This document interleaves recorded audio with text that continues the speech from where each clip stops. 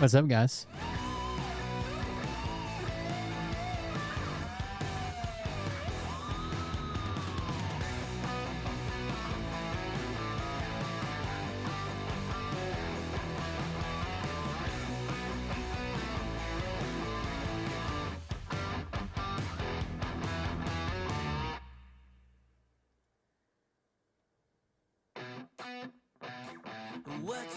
What you think about when you're born into a fire? Let them burn it out. Dirty deeds done with sheep is actually illegal in a lot of states. They wanna let the world decay. Especially if you have to use a stump. They tell us lies and fade away, fade away. We feel betrayed. We were raised to lose the race. Wake it to the back of the pack, kill it anyway. Listen up, What's up, Yaller Nuts? because we're never dropping out. Beat the odds, beat the big house. The brains are bigger than the doubt. We've been thinking for ourselves, never let the truth fade away. This is bigger than ourselves. My Memorize anniversary is actually coming up. Burn away, we 15 years. We probably would have done something special if it wouldn't have been like the flood and shit happening and all that stuff, but losing our jobs, the flood happening, losing our road. Oh, I need to swap back to my hat. I've been wearing my toboggan today. It's cold as shit, dude. Dr. J wants me to make her a menu for her Christmas dinner, I guess. I don't know what the fuck that was about. The high today was just like 34 or something.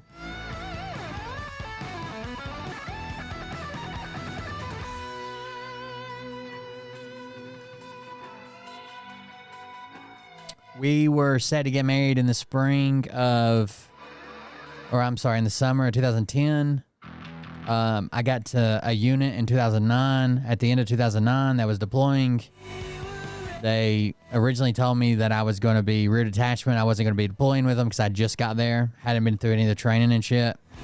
Then they had some guys that, one guy got arrested, 2 guys got injured in a training exercise. And so they pushed me up and I got deployed. So we ran to the courthouse and got married before that.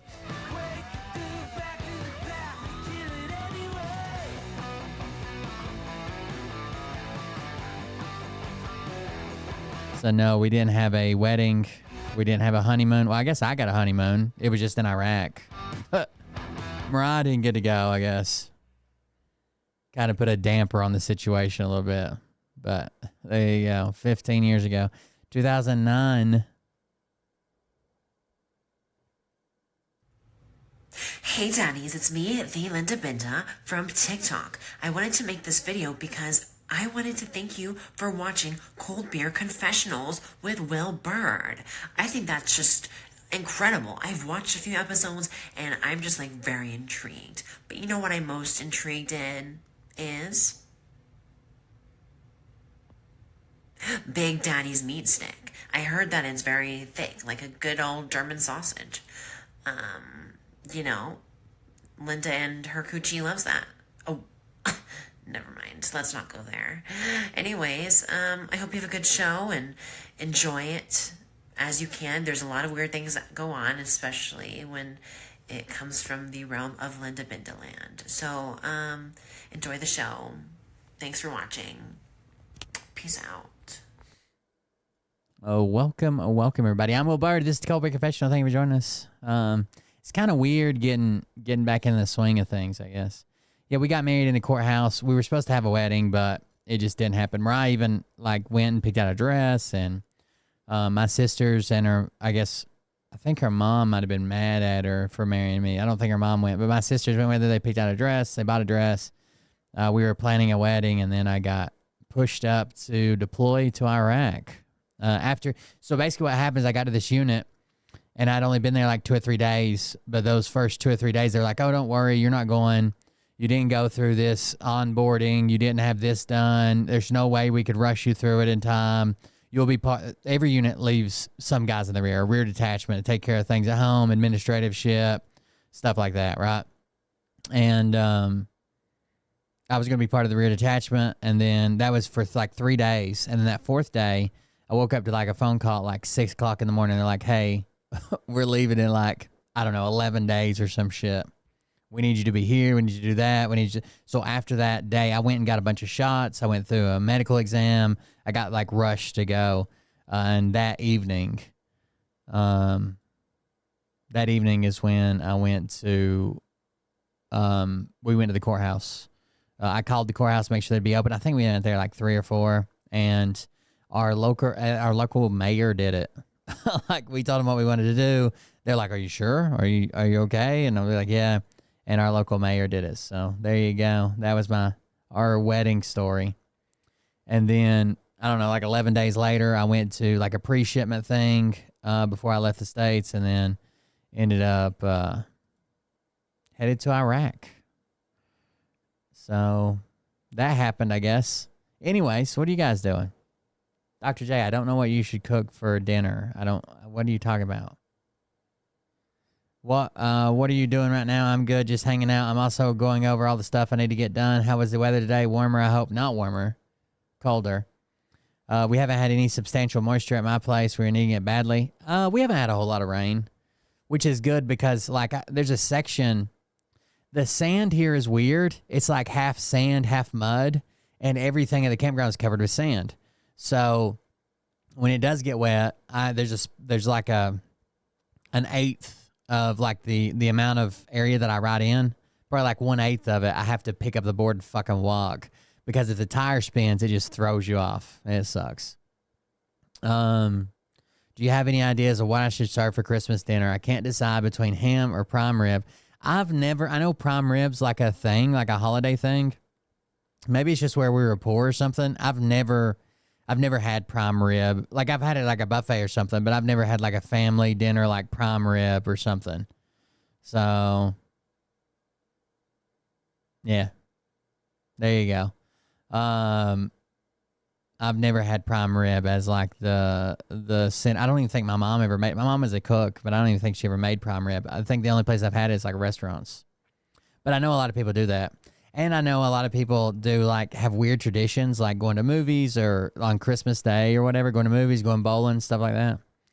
We didn't have one of those either. We always opened their Christmas presents on Christmas Eve for like our personal family, and then Christmas Day, we went and saw all our relatives, like my mom's mom, my dad's mom, all that type of stuff. So there you go. I have no idea. Plus, you shared this, which was just fucking wild. It's some audio. And Earth Angels, how is everyone doing out there? I hope you guys are having a good day today. Earth Angels. Now, today's the last day of November. We are going to be in December 1st tomorrow. In fact, when some of you guys watch. Oh, somebody said Italian households have lasagna for Christmas. That's weird. Sounds good, but that's weird. Chili is a weird thing. So, like, I when I worked for GE, I traveled all over the United States, and people make chili fucking weird in places. Like if you go like to like Kentucky and shit, they like put spaghetti noodles in chili. Like here, chili's like beans, meat, like tomato chunks, or maybe pepper chunks, or shit like that, right? Vegetables, something to spice it up. And it's usually like a tomato base. Some people even like put peanut butter in it to give it like a smoother, like creamier taste. But like spaghetti noodles? Watch this on the replay. It's probably going to be the 1st of December. Very cool. Okay, so we made it this far. Dr. J said he had 1,000 people on his live stream. A lot of people thought that there was going to be some sort of scary event before November. If you guys remember back in the summer, some truthers were predicting that there was going to be no election and so on and so forth. But here we are now. I'm not even saying it would be bad. I mean, to add, so I had like, when I eat chili, I had like crackers and stuff to give it some like substance. I mean, I guess putting spaghetti in it to like bulk it up is not, but they won't eat chili without spaghetti. Like it's not chili unless it has spaghetti in it. But like if you just had like a bowl of chili leftovers and like cooked spaghetti noodles, you could throw them in there just to add like carbs to it, right? But I don't think that's what makes it chili. A very interesting event occurred within the last few days. I think it was Thanksgiving night, but some sources believe it was the night before Thanksgiving because the report came out on Thanksgiving night. And that was that they saw, there was sightings rather of UFOs that were flying over the state capitol, but it just didn't happen here in the States. It actually happened in several other parts of the world as well. Now, I know a lot of you guys are probably thinking, well, are they the good guys? Are they our own? You know, are they trying to prep people for Project Bluebeam? You know, they're saying that are they going to start saying that the aliens are here to invade us so that they could, prevent the White House from coming into power, right? If they. Here's what I think's going on. Have you guys heard the rumors of unidentified flying objects, potentially drones or swarms of drones near U.S. bases and installations, like U.S. military bases and installations, I guess?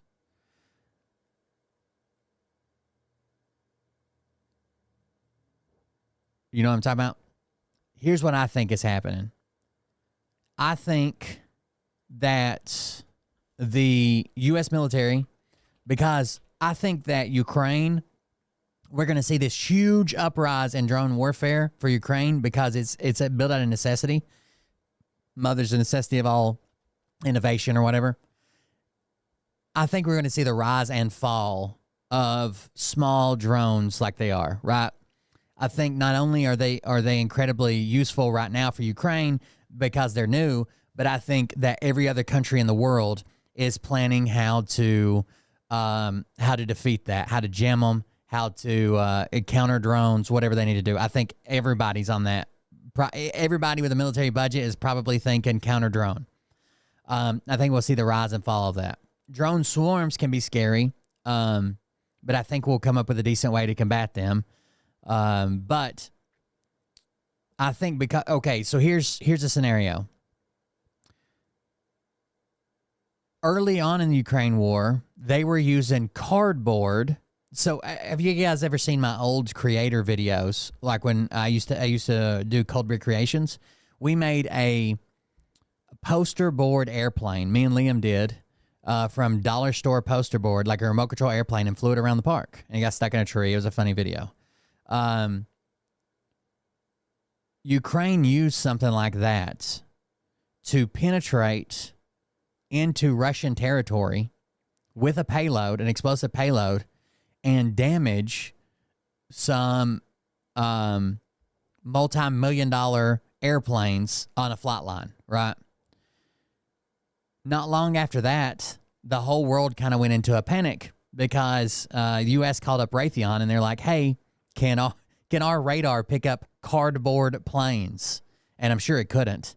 But there was a big push to make sure that we were safe from those, right? That terrorists or a foreign adversary or something doesn't show up with $40 worth of cardboard and some remote control parts. And I think we've kind of settled that. There's been a couple leaks that we have a way to combat that, and we have a way to pick up those types of vehicles, a big cardboard box with wings. So now the new thing is China's been flexing, other countries have been flexing with drone swarms. I think that the U.S. probably has a red team right now. It's probably U.S. military members that are pretending, and there's probably not a whole lot of people that know this outside of the Pentagon. This happens pretty often, more often than I think people think. I think the U.S. probably has that red team right now that is doing penetration testing with drones and small swarms of drones, like 5 to 10, at military installations to see what the current reaction is. And I think it's because we're probably building a defense for it. Because if it was something else, as many times as these drones have been sighted, as many times as they've been reported, as many reports as we've seen on it, and that's not even counting the reports that we don't see, that we don't hear about, the ones that have leaked, right? There hasn't been an attack. There hasn't been a single one recovered. There hasn't been a single arrest. There hasn't been a single one that crashed and someone picked it up. I think that we probably have a red team. A red team is when you take a group of people that pretends to be the enemy and they try to do something, right? I think we probably have a red team comprised of like probably some SF guys and some tech guys that are getting close to military installations with medium to large size drones and potentially small swarms of drones. And they're doing penetration testing to see how the bases react. And that's probably part of a plan that we're going to roll out for drone safety around military installations. Drone safety, it'll also bleed over into like public events, sporting events, people in a fucking going to see a football game or whatever, right? Because those are all potential targets for a terrorist organization or a foreign adversary. I think that's probably what's going on. So we won't hear a lot about it until probably years later down the road when it's declassified. But yeah, it's probably a red team. So if you don't know, hold on. I can't remember the name of it.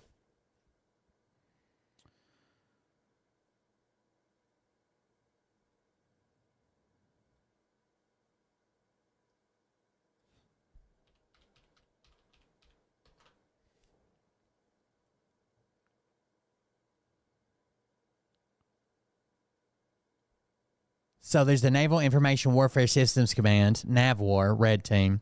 Well-known military Red Team. The NAVWAR Red Team is a group of scientists and engineers who are legally permitted to hack into U.S. government systems. So this is more like cyber warfare. But there's a funny one. Hold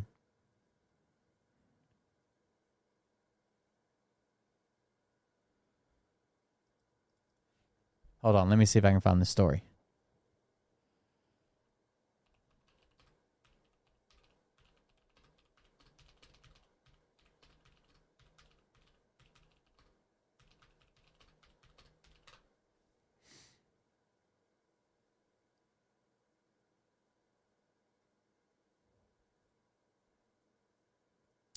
There is the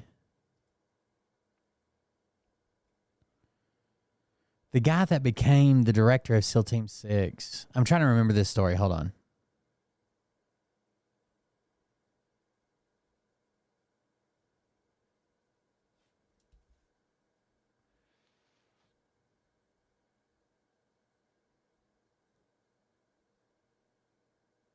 Bob Kerry. No, that's a senator.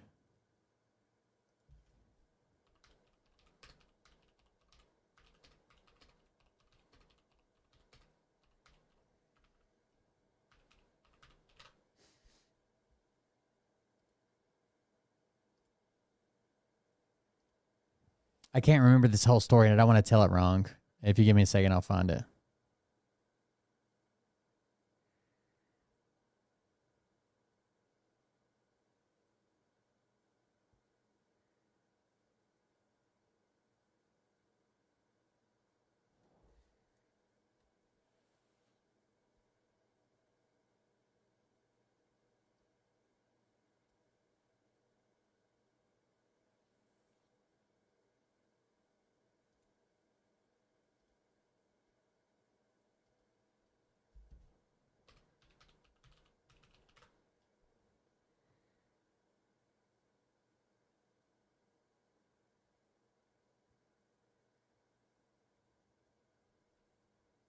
I'll let you watch this while I'm looking.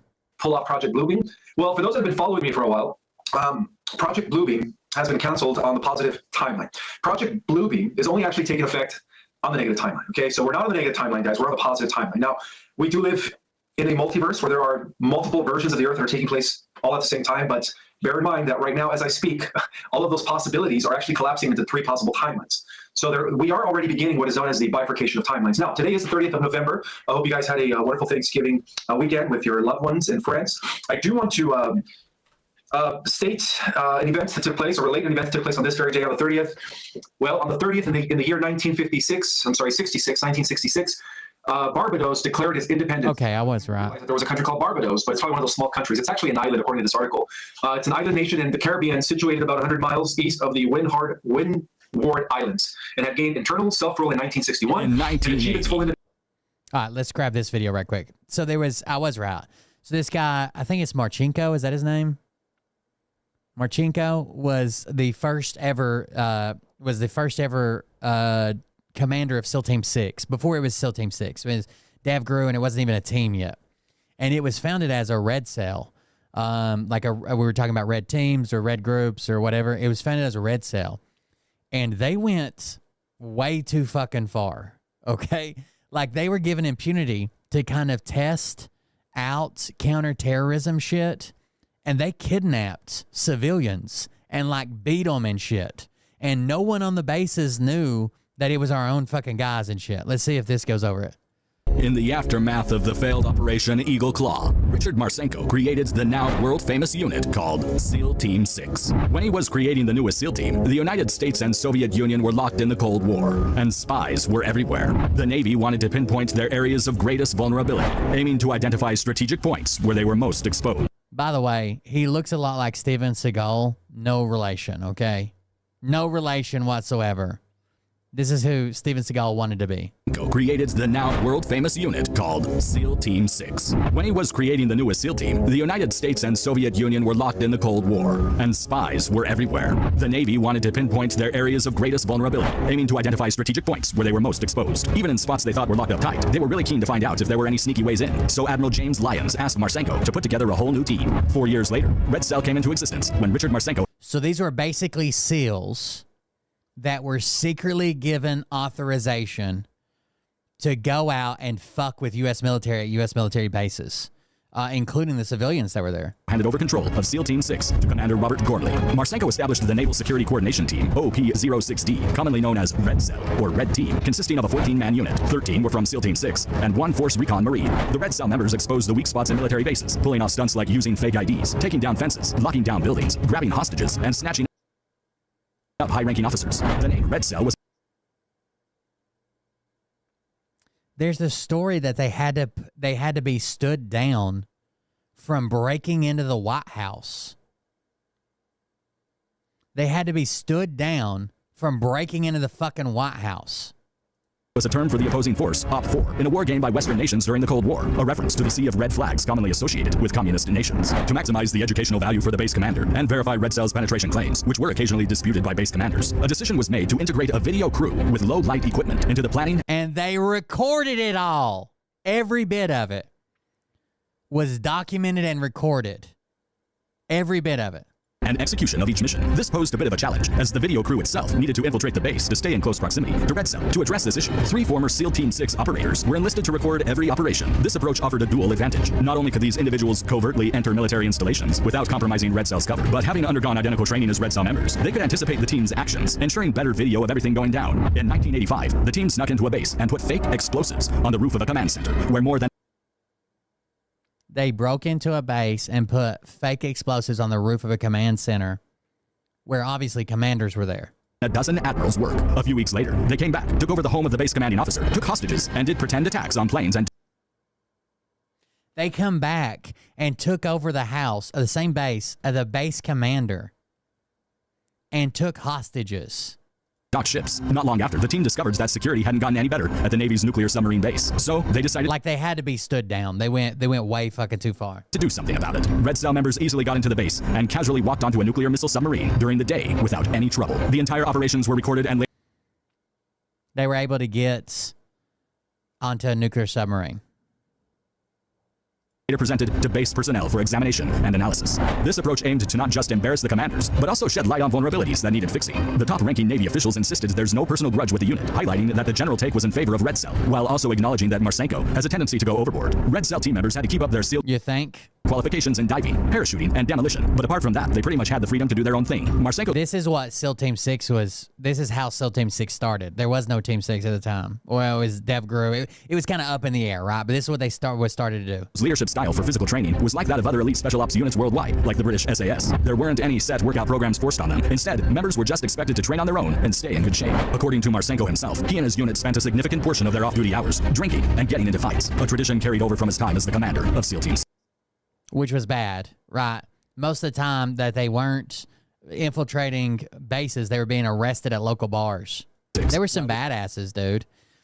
But what this also told us, what this also showed us, and the reason a lot of times today that veterans with certain backgrounds immediately are like red flags for the U.S. government is because of this. Imagine if you were able to use propaganda and get a group of people, like get a group of 16 people, and you could take over well-trained people with equipment, with a backer, a financial backer, because it'd be expensive, and you could basically take over anything in the U.S. This kind of behavior wasn't exclusive to Red Cell. The frequency and the various compared to like regular civilians, right? problems directly linked to drinking have often been criticized as a breakdown in discipline and leadership by officers in naval special warfare and other branches of the military. It would eventually catch up with Red Cell a few months later, worsening the unit's already tarnished disciplinary reputation in the Navy. It might be said that this kind of behavior was possible because Red Cell wasn't closely watched during its brief time in operation. However, this is only partly true. That was part of the report, is that they didn't have enough oversight, but they didn't want. They also, so it's a balance, right? You don't want to give them a ton of oversight, because that leads to paperwork and people seeing them and overhearing conversations, and then people get tipped off and warned that a fucking general who's been in for 40 years, your base is going to be raided, you better be ready for it, you're going to look like shit and be forced into retirement. So they didn't want a whole lot of oversight because it made a bunch of access for people to find out about it, but they didn't have any oversight. While the unit's actions were closely monitored during training, there was essentially no overseeing authority for the team to report to during its off-duty hours. Red Cell basically did its own thing without any rules. Admiral Lyons even came up with a thick set of guidelines to keep them in check. They also had a Navy lawyer on board to make sure everything stayed legal. Plus, Red Cell couldn't just choose any scenario and go for it. There were some limits. Admiral Lyons threw in his own cautionary note: stray too far from the agreed path, and it's game over for them, both the person in charge and the entire unit. These words would later turn out to be prophetic, but not before Red Cell had its time in the spotlight. On March 1986, as part of an exercise to address a base's defenses, Red Cell team members abducted Ronald T. Sheridan, a civilian security guard employed at Naval Weapons Station Seal Beach in southern. They abducted a civilian and beat him pretty relentlessly. California. What happened to him was anything but typical, even for Red Cell. They brought him to a nearby hotel where he endured 30 hours of brutal interrogation. He was pushed and he had no idea. He had no idea that they were like, because he's a civilian, right? He didn't sign up for this. They could have told him like, hey, we're going to simulate that, we're going to beat the fuck out of you and you're going to give us, information about how to get in the base or when shift changes or what days you work, and you can let us in, you're on our team now, which is how Op4 works, like now in the military, even with military members, right? They can flip somebody or tell you like the scenario is you're a defector and you know you're going to do this for us, kind of deal, right? When you're training. But he had, I mean, I guess he could tell they were like Americans and shit, but they beat him for information. Round, roughed up, and repeatedly submerged into a bathtub filled with water and a flushing toilet. On the surface, capturing him might look like a vulnerability. They basically tortured him and waterboarded him. But in reality, putting this guy through pain didn't have any meaningful purpose. He started shouting, concerned about a possible broken rib. Then they asked him to confirm his identity. Afterward, he was left on the bedroom floor as most of the Red Cell members left. The remaining men apologized to Sheridan, saying that it wasn't meant to go this far. Sheridan underwent a year of physical therapy. As he wasn't part of the naval personnel, he took legal action against the government by filing a $6 million lawsuit. The procedures for conducting the team's exercises were made stricter after the incident, and the team's actions were investigated. On January 24th, 1990, Marchenko was found guilty of conspiring to defraud the government, leading to a 21-month imprisonment in federal prison and a fine of $10,000. So the guy that they basically turned loose, and he found all of the secrets and led teams to exploit those secrets within U.S. military bases and government officials and shit like that. They ended up putting in jail. Marchenko claims, however, that this was just a trick and that the government felt embarrassed about the problems Red Cell exposed in the U.S. military. He claims that he wrote a bunch of books and shit, and or I guess he was the subject of a bunch of books and shit. I don't know if he was a very good writer. It's probably like the Lone Survivor guy. The government probably wrote, or somebody wrote a book for him. He just put his name on it. But he thinks it was because of what he exposed. But it sounds like you guys are making a fucking enemy. That's what it sounds like. Still, he served his prison time and paid the fine. Red Cell was disbanded in 1992. But let us know what you think in the comment section below. If you found this content entertaining or helpful, don't forget. How wild. Like, so they do get out of hand. I think that's what we're seeing with the reports of drones around. I think it's what we're seeing with the reports of drones around military bases right now. I don't think it's UAPs. I don't think it's fucking UFOs trying to contact our military. I think it's penetration testing and react. We want to see what, like, drones on this scale, small drones, civilian drones, swarms of drones haven't been used against our guys. So while we're coming up with a plan, the best thing to do is to go somewhere in a military base, take 5 or 10 medium to large size drones and run up to the fence and act like you're looking at something and see how they react. What do they do? How do they react? What do they say? Who do they call? Do they report it? Do they not report it? Is there somebody monitoring them back? Do they have any countermeasures whatsoever? Or do we just kind of have to watch it and tell people it's bad? Can we shoot it down? What do we do? Independence from Britain on the day 1966.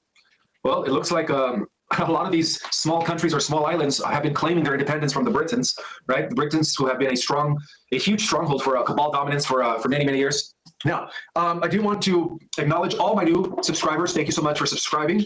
And if you can, go ahead and give me a like and share this video if you can. That'd be great. I want to welcome everybody that's in the house, all the Galactic Jedis. Thank you so much for being here. For the new subscribers, I am the author of those 2 books behind me, The Secret Government, Invisible Architects, and of course, Our Cosmic Origin. And any updates? No updates. So let's get right into it, guys. Let's get right into it. So, well, this article came out on the New York, I believe it was New York, and also another news magazine. But I did also receive a transmission from the Galactic Alliance to report what's really going on. I think you guys are going to appreciate that intel. But according how does he get these transmissions? To what was released in these articles, one of them was the Daily News, another one was the New York Post. I mean, it makes sense. I believe was Rice. It was on Thanksgiving night, November 28, 2024. Multiple witnesses reported observing a series of bright lights hovering near the U.S. Capitol building in Washington, D.C. The incident quickly gained widespread attention, especially given its timing shortly after a significant congressional hearing on unidentified aerial phenomena, UAPs, and that took place exactly 2 weeks ago. All right. So some expert analysis have offered alternative explanations for the observed phenomena. Okay, so this is coming from mainstream sources, and then I'm going to share with you guys the report that was actually transmitted to me by the Galactic Alliance. Okay. So lens flares hypothesis. He's a ufologist. I'm waiting. It's called the lens flare hypothesis. Ufologist John Greenwald Jr. suggests that the lights can be attributed to lens flares. They always try to do that, right? They're always trying to cover it up. Just like that crash in Roswell in 1947. They said it was some sort of hot air balloons. Oh, come on.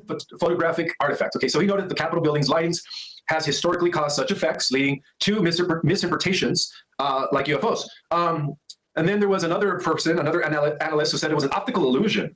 All right, so they're proposing that these lights might have resulted from reflections or other optical phenomena, especially given the abundance of light success in the Capitol area. So it looked like a reflection. This is not the first time. Let's just be real, guys. This is not the first time they try to cover things up, right? So And also, in general, this is not the first time that mysterious lights or unidentified flying objects have been reported over Washington, D.C. If you guys recall, back in 1952, a series of UFO sightings, right, known as the 1952 Washington, D.C. You guys want to see them? Hold on, I'll bring the lights up for you.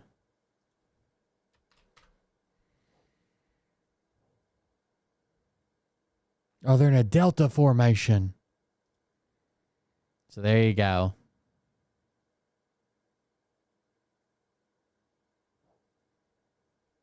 Mysterious DC lights, UFOs, clearly.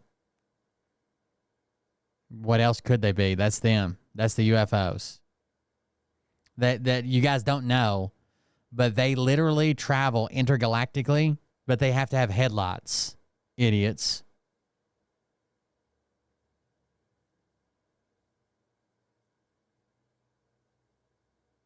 How are they supposed to see where they're going? UFO incident. Fuck the haters. Radar detections and visual confirmations of unexplained aerial objects over the city. These events led to the significant media coverage and prompted official investigations. Now, if you guys recall, the the series of UFOs that flew back in 1952 over Washington, D.C. were no other than the Nazis that survived or that were hiding in Antarctica, building out their advanced anti-gravity aircraft and advanced space technologies. Oh, I didn't mean to do that. Sorry. They flew over Washington after the incident with Admiral Byrd. If you guys remember, when Admiral Byrd got to Antarctica, they were met with these flying saucers, and they couldn't do anything about it. So what they did is these flying saucers immediately flew over the Washington building in 1952 to let the U.S. government know God damn it, stop that it. the Nazis had literally taken over our country from within, right? That was known as Project Paperclip, and that they had more advanced, superior technologies. Now, the Thanksgiving night incident, right, that just took place a couple nights ago, has reignited discussions about UAPs and the need for thorough investigations. Now, while some experts attribute the lights to photographic artifacts or optical illusions, the incident underscores the importance of confused research and transparency regarding aerial phenomena, especially in light of recent governmental interest and public concern. So a lot of this stuff is coming from these mainstream magazines, all right? I am going to get to the report that was given to me by one of the commanders, who actually goes by the name of Series Georgius. Watch him for just a second. I'll be right back. I gotta grab something. Enterprise. So according to the Daily News, I just pulled it up, this is what the cabal, of course, this is what they want us to believe, right? This is what they stated. An anonymous quarter of gleaming lights above the United States Capitol building have left some people afraid that the alien invasion has finally arrived, okay? For those that are awakened, you know that this is all about Project Bluebeam, the fake alien invasion, which is pretty much the last card that, Werner von Braun revealed at his deathbed, right? That they were going to pull in order to install their one world government. But that's not the case. As I will give you guys the report, you guys will soon see what's actually happening. Now, the photo was taken.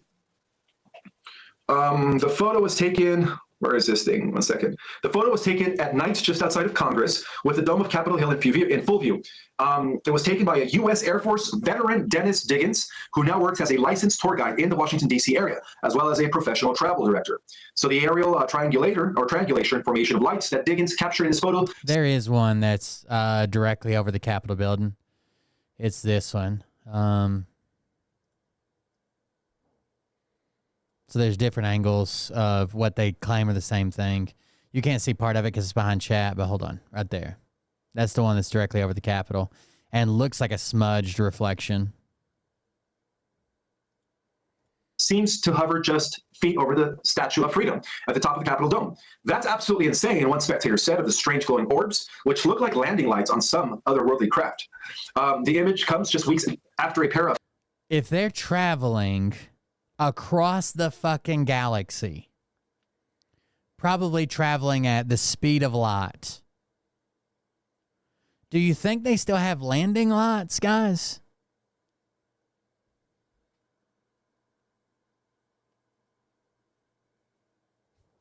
You're telling me they can't just fucking not reveal their landing lights, scan the ground, and find the perfect landing spot?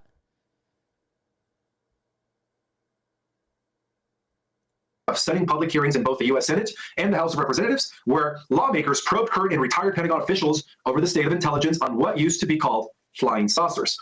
It is a lens flare. It seems like it's lens flare from the camera lens that was taking it and a reflection back in the camera lens. Yeah. House hearing included a first look at a bizarre, unsettling report allegedly alleging that an illegal unacknowledged special access program named Immaculate Constellation has been set up to detect, quarantine, and transfer UFO data away from the public view. But while some were clamoring for this video that might link this new sightings to this wider UFO debate on the Hill, others pushed back on the speculative forum over these strange lights. So apparently this happened. All right, so let me just make a correction. It actually didn't happen on Thanksgiving evening. It happened 2 nights before Thanksgiving evening. So it happened on November 26th, which was on a Tuesday, I believe. Tuesday night in just recently, a few days ago. So that's what they want you guys to believe, okay? On a negative timeline, like I mentioned, they really want to start, some sort of or they want to create some sort of a, last resort event in order to usher in the new world order, one world government. Okay. But it's not going to happen, guys. It's not going to happen, right? So as you guys know, I guess I was going to wait till White Hat Monday to share the good news, but Mr. Putin from Russia is actually already thinking about. I'm sorry. Let me rewind. By the way, I saw this post. I think Jennifer Winkler posted it. How is Phil going to explain this? I don't know if you guys remember everything that Phil said about BRICS and how it was gold backed and everybody was going to BRICS and that's Nasara Gasara and that's the new currency, blah blah blah. Donald Trump says the idea that the BRICS countries are trying to move away from the dollar while we stand by and watch is over. We require a commitment from these countries that they will neither create a new BRICS currency nor back any other currency to replace the mighty U.S. dollar, or they will face 100% tariffs and should expect to say goodbye to selling into the wonderful U.S. economy. They can go find another sucker. There is no chance that the BRICS will replace the U.S. dollar in international trade. And any country that tries should wave goodbye to America.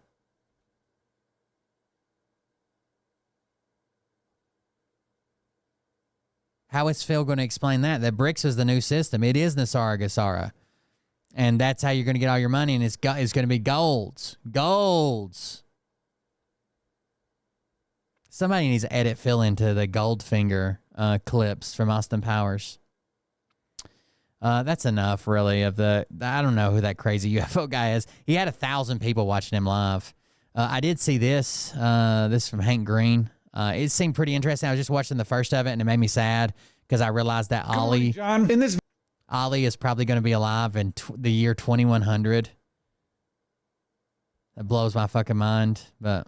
Good morning, John. In this video, I would like to try to explain what the hell is going on, which I know is a tall order and is going to be imprecise, but we're going to do our best. Everyone lives through unprecedented times, but a thing I keep thinking, especially when I'm looking down at an 8-year-old boy who's probably going to be alive in the year 2100, is how weird is this really? How weird is his life going to be? And John, I'd like to make the case that his life is going to be historically weird. My son is going to grow up in a world that has been fractured by a set of circumstances that the world has not seen for more than 500 years. Now, media technologies absolutely do evolve and change, and there are new ones all the time, but I'd like to start, if you will forgive me, talking a little bit about radio, which I think we think of radio as one of the most boring communications technologies there is, just a way to get music that we didn't pick, interspersed by ads that are at least locally relevant. So let's put ourselves into the minds of people back in the early 1900s. It's hard to over-exaggerate how powerful radio was when it first hit. By the way, the new claim about Destiny is not only is there a porn that was hacked, released, leaked, or whatever of him, but that the other person in the porn is Nick Fuentes. What? Which was not 500 years ago. We're going to get there. We're starting with radio. Radio was invented in the 1890s, but it wasn't until the 1920s that lots of people started having radios in their homes. And by the 1930s, they were cheap and easy to get. And I need you to imagine for a moment how extremely weird this technology must have been. For most people, the radio was the first time in their lives that they heard music without the musician being physically near to them. That was the world less than 100 years ago. But more relevant here, it was the first time that one person's voice could reach millions of people. And it could do that.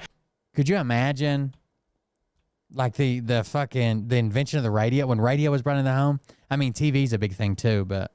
in real time. In fact, at first, it could only do that in real time. This was all happening at the same time as the Great Depression. People had good reasons to be pretty dissatisfied with their situations, and this wasn't just an American thing. Europe was also struggling, especially Germany, which had been hit hard by having to pay reparations to the winners of World War I, though how much that contributed to things is apparently debated by historians, of which I am not one. People were not in great places. There was demand for, people wanted things to blame their circumstances on, and for a few reasons, radio was much better at satisfying that demand than newspapers. Newspapers had been around for a long time. They were more expensive. You had to pay for them every time you wanted a new one. There was also more... It could be like a domination thing. I'm not saying it's real. I'm just saying the rumor is that the other person in it is Nick Fuentes.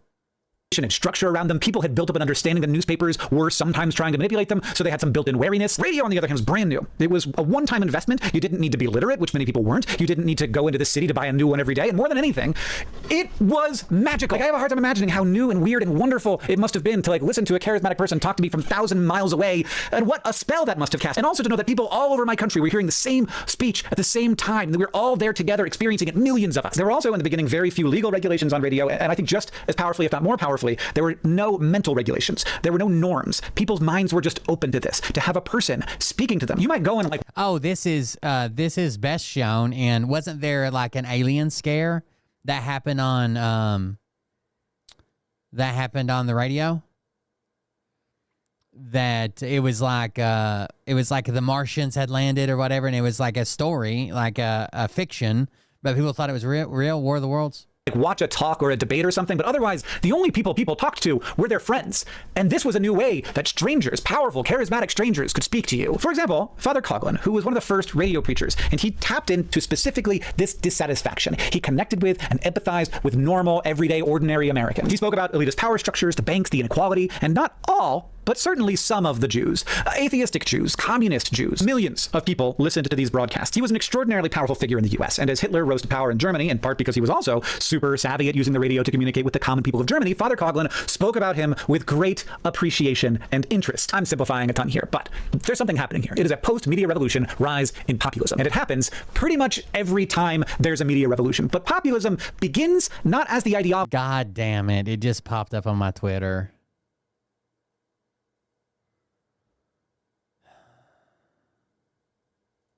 But the market. I'm seeing people get this wrong all over the place right now. Populism is not an ideology, it's a marketing strategy. I see your real human problems, and I also see who is causing them. All of the institutions that are impenetrable and imperfect, but also the people those institutions are secretly supporting at your expense, or controlled by to your detriment. And if you listen to me, we will solve all the problems with a number of new policies. But sometimes populism actually becomes the policy. It goes from being the message to being what we're going to do.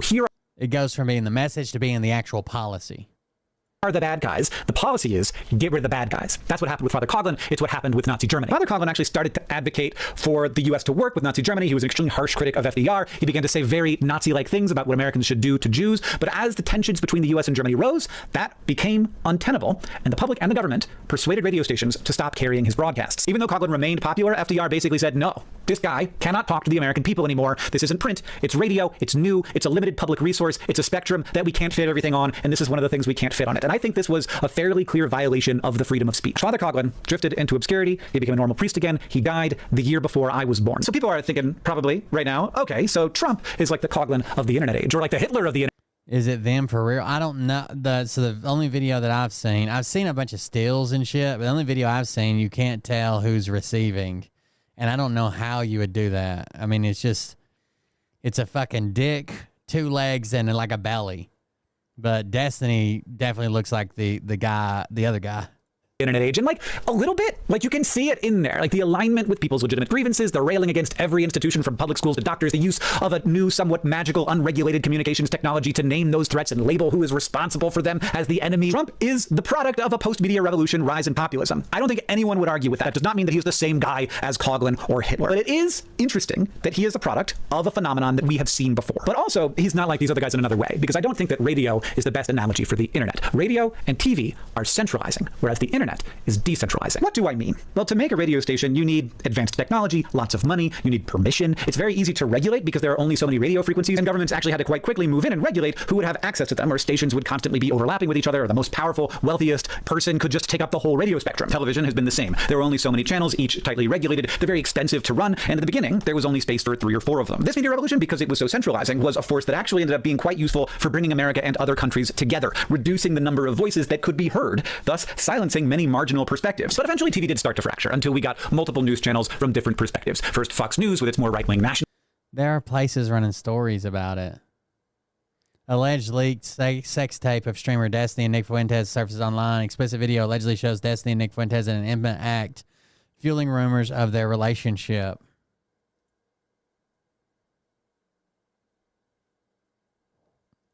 I really want to pay attention to this video, though. NBC with a more progressive left-wing perspective, but even then TV was a relatively centralizing force because so much of it was available, and there were lots of rules and regulations that had built up over the years. The internet isn't like this. It is the opposite of this. But there has been another media revolution very much like this. The first one, the printing press. The movable type printing press, at least the version used in Europe, was invented by a guy named Johannes Gutenberg to solve the problem of every book in Europe being written by hand, which does seem like a difficult way to do things. For a long time after the printing press was a big deal. Gutenberg started making Bibles, no one really knew what to do with print technologies. Books were big and expensive, and there just wasn't that much demand for them. That demand was mostly soaked up by the most powerful institutions out there, which is largely the church. The only church of note in Europe. But then a guy had an idea. He, like... Imagine if they would have used it instead of for the Catholic Church and something retarded like that. Imagine if they used it to make pamphlets that taught people how to wash their hands. Lots of other people did not like how the dominant system was operating, and there had been many arguments about that over the years. But instead of just talking about it, he went to a printer, and he said, hey, print me 105-page pamphlets. And that was way easier for the printer than making a whole book. It was cheap. The printing press was already there. All they needed was the paper and the ink. This guy's name was Martin Luther, and you might know him from one of the things he made, Lutheranism. People could pay just a little bit for a pamphlet like that. The I Have a Dream guy. And you'd actually make quite a lot of money as a printer doing it. You could create an economy around that. Printers, in their off time, could just print up a bunch of Martin Luther's pamphlets and sell them themselves. Martin Luther, interestingly, just like everyone on Twitter, didn't actually make any money selling these pamphlets. It was the people with the presses who got paid, and Luther was just doing it because he wanted to get his message out. Familiar. And again, I have to try and get in touch with how weird this must have felt to the people at the time. Books were big and expensive, and for hundreds of years, the ideas of a normal person owning one would have been ludicrous. And so almost all of the people who were printing anything were really big, powerful institutions. But now, there was this thing that was like a book, and it had ideas. Ideas that weren't the ideas of the powerful people who controlled the books. They were new ideas from a guy who wasn't particularly powerful. And the powerful people really didn't like these ideas. And it seems that Martin Luther realized that the more inflammatory his writing got, the more people wanted to buy the pamphlets, and the more printers wanted to print them. And to be fair, the institutions of the time were not undeserving of critique. Now, Martin Luther was not the only person who printed pamphlets like these, but he was very good at it. I didn't really understand this for a couple of decades after knowing that Martin Luther existed and that the Reformation was a thing, but this guy was a social media influencer, and he was also not chill. He was a reckless guy. You might not be super surprised to hear this, but he hated Jews. During a peasant rebellion, which was in part actually inspired by his work, he called on landowners to just kill the peasants, likening them to dogs that needed to be put down. Somewhere between 100,000 and 300,000 of them were killed. He called the Pope the Antichrist. He was not a chill guy with the rhetoric, is all I'm saying, though it should be said several times, the Catholic Church in the 16th century was worse. Just absolutely very bad. I don't feel like I necessarily need to get into it, but pretty evil. And also, in addition to being inflammatory, Martin Luther was an exceptional theologian. His arguments were good. That's part of the reason why he was so popular back then, and indeed remains fairly popular now. And again, there were at first, because it was also new, no regulations on this new form of media in law, and just as importantly, none in the minds of people. There were regulations on calling the Pope the Antichrist, and Martin Luther was excommunicated, but he did manage to survive, which is amazing to me. Like, he lived. I would love someone to explain to me how he was not just killed. But when you look at the details of this, it is all much more Twitter screaming match than I had first imagined it would be. It was very conversational. It was Twitter screaming match. People were mad at each other, and they wrote pamphlets back and forth, and they hated each other. They were just mean. Erasmus was a friend and also eventual rival of Martin Luther, and in his last ever letter to Martin Luther, he wrote, "What distresses me, as it distresses all decent people, is the fact that because of your arrogant, insolent, and turbulent personality, you cause a fatal dissension that unsettles the whole world. You expose good men and lovers of the humanities to the fury of the Pharisees, and you arm wicked and rebellious men for revolution." There is a similarity between Martin Luther and Father Coughlin and Donald Trump and many other anti-establishment populists who rose to power after media revolutions. And it is that they all were, if nothing else, reckless. As a person who has a fairly significant platform and is often terrified that I will say something that is incorrect or will have an overall negative impact on the world, this is kind of hard for me to understand. But Martin Luther did not like that his words had resulted in armed conflict and death, but he simply could not stop talking. He felt that he was right, and of course, about many things he was, and that was far more important to him than any potential unintended consequences. Tearing down the corrupt institutions of the Catholic Church resulted in a complete fracturing of their hegemony, and there's basically nothing that has happened since in European history that was not influenced by that. Was the Reformation entirely caused by the printing press? Of course not. There were many factors that happened all at the same time. Enough people, for example, needed to be able to read for it to happen, and that But it definitely pushed it forward. Took a long time to occur, but I don't think anybody's out there arguing that it wasn't an important piece of the puzzle. So there's something happening over and over again here in weirdly the same way, which is that there are big institutions that kind of make society work, and there are always some... By the way, Destiny's taking it well. He's advertising for his friend Dan's website, redact.dev, which is like a way to mass delete old posts and messages and shit. Of imperfect. And when there is a media revolution, really any time, whether it's radio or newspapers or pamphlets, there is a rise in populism. It helps when there are other problems going on at the same time, like, for example, a bunch of post-pandemic inflation, or the Catholic Church is maybe overextending its reach a little bit by selling the ability to get into heaven, or there's a Great Depression. But the media revolution plays an important role. We got to get it out of our heads. And I have this problem too, that this somehow aligns with current political ideologies of the left and right in the US. But in general, there are times when it is more from the left, and by by which I mean that the enemy that has created all the problems are the wealthy, who gather the power around themselves and use it to control everyone else. And then there are times when the populism is more right-wing, when the enemy is the group with like an unaligned cultural identity, whether that's immigrants or Jews or another race or something like that. Nationalistic populism or socialistic populism. But honestly, populism is about marketing, so these things blend together. Populism in America right now is clearly from the right. It's from the right-wing political party. What's up, Thomas? Thing of socialistic populism, where people deserve support as long as they are the right people. The people who have built those systems are the cultural elites, not necessarily the... Oh, by the way, I announced on Telegram, I'm probably not going to be over there as much. I'll be more on Discord. I'm going to try to check it multiple times a day. Discord, if you guys want to join the Discord, the mods have the link. I like it better.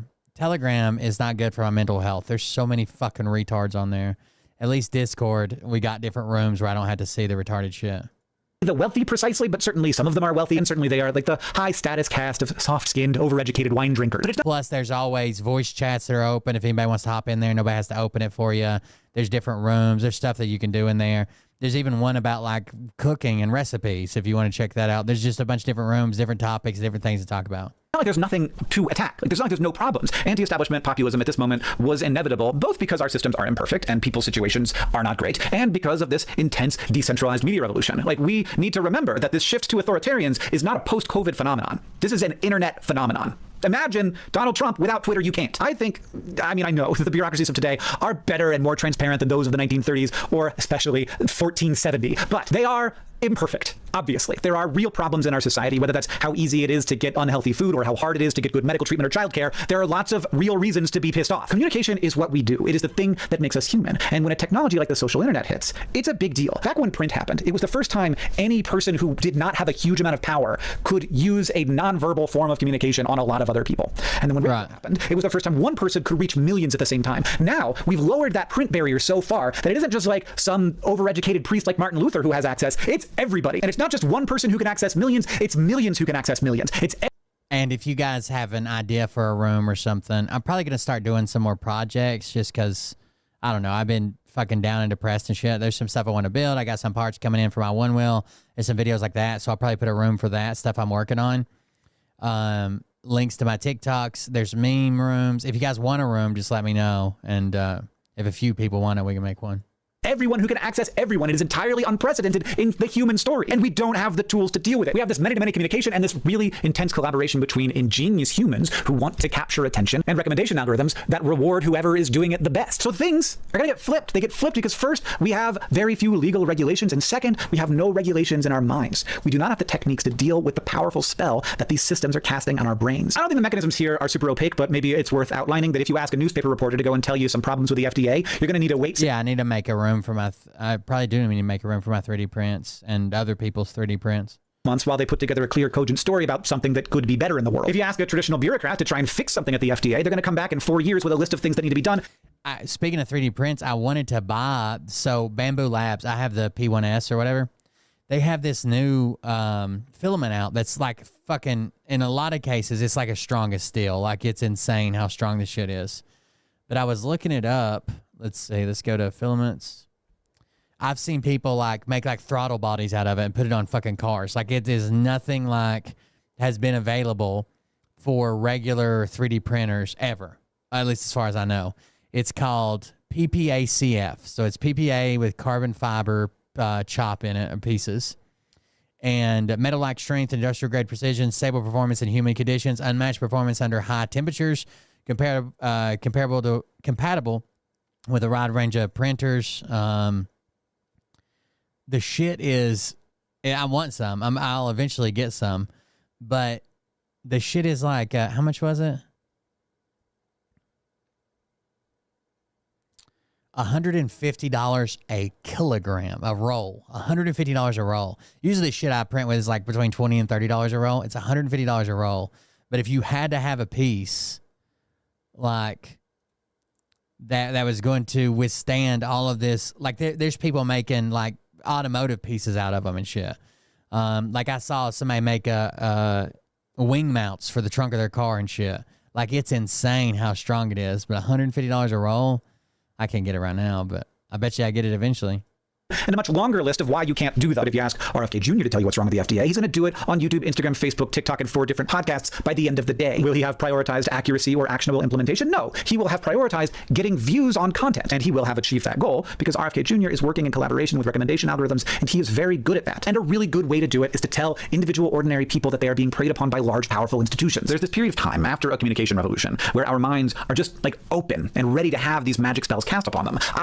It's so hard to remember how new this is and how magical it is, this ability for everyone to communicate with everyone. This is the worst possible example, but it's the one coming to mind right now. We live in a world where Hawk to a girl is possible, and that's new. God damn, Hawk to a girl. Wild, dude. You know, there are people that do complete breakdowns of everything on her podcast and try to find like the deeper meaning to it. There isn't one. It's just stupid. It's just stupid shit.